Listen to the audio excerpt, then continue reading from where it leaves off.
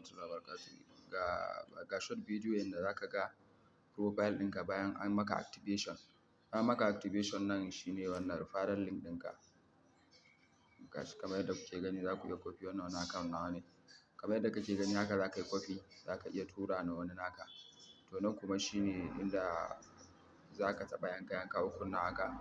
Bayan ka taɓa ga side na haka.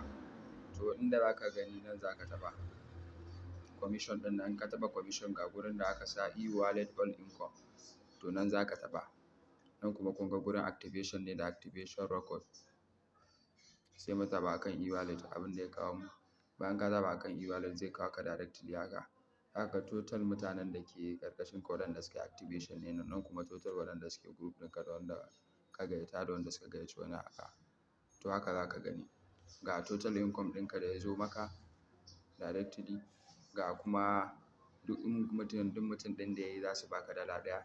Ga su nan kuna gani 1 times 6 kun ga dala 6 kenan. Ga dala 6 da suka bada kenan na mutum 6 nan da ka gani a nan. Dala 6 kenan na mutum 6 da ka gani a nan gurin. Sannan 0.2 ɗinka kullum zai riƙawa 0.2 kullum zai riƙawa.